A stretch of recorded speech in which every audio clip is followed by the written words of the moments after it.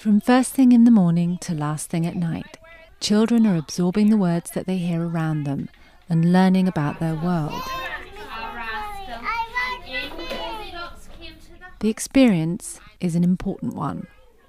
The number of words a child hears in its early years will determine their academic success and IQ later in life. But some children do not hear as many words spoken as others. By the age of 3, children born into poor families will have heard 30 million fewer words than those from wealthier ones. One reason for this word gap is that parents of high socioeconomic status interact with their children more.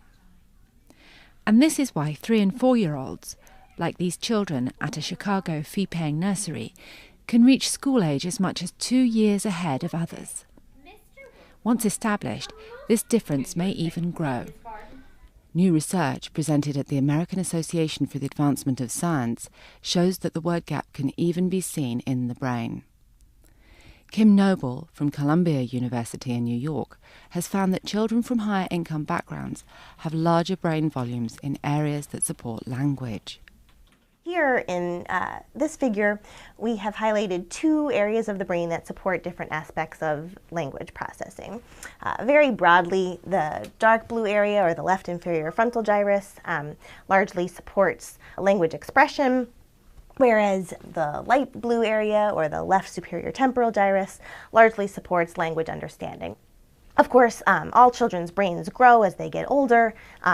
These areas are no exception, but what we found was that among higher SES children, at older ages, relatively more neural real estate was dedicated to these regions relative to other regions in the brain and relative to children from lower socioeconomic families. I lay golden eggs for a bowl of tennis. Many think the solution is to make preschool more widely available in America. But researchers at the American Association for the Advancement of Science say that the word gap begins far earlier than this. This achievement gap it begins really early. We have evidence as young as 18 months, and that there's a big difference between children in low SES, socioeconomic status families, and high SES families. And these gaps don't disappear. If anything, they may get a little wider or pretty much stay constant, but they're there much earlier than we had thought. Dana Suskund runs the 30 Million Words Initiative in Chicago. Her project is teaching parents the best ways of talking to children. I think the policy implications are simple. If we truly want to make a difference, preschool is too late. If we really want to make a difference, we need to go where it begins, between 0 and 3, and in the home. So it is really through the power of parent talk that true change can occur. The research is clear. The impact of children's early language environments have an indelible impact on children. It is in fact the beginning of the achievement gap as we know it. This device is a word pedometer. Attached to a child, it measures how many words a child hears every day. Researchers use it to measure what is happening in the home, but data from Lena has turned out to be invaluable to parents who are trying to improve their child's cognitive development. Sitting in front of a TV, though, does not work. Children have to have stories read to them and to be engaged in conversation, even if they're not speaking back.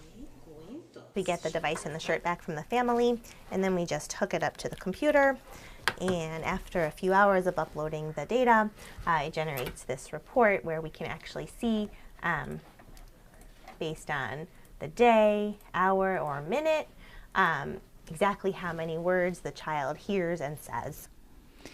By the ages of 8 to 9, 81% of children from low-income families in America do not have age-appropriate cognitive skills, a deficit that can be traced back to the words they heard in their early years. The benefits of something so simple as talking to young children and exposing them to rich language are enormous, because by the time children reach the age of 5, their brains have already done most of their growing.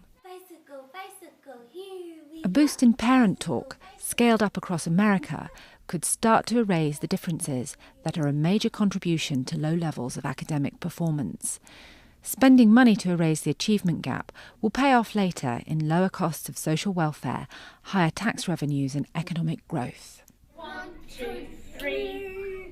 Most important of all, though, every child will have a real chance to reach their full potential.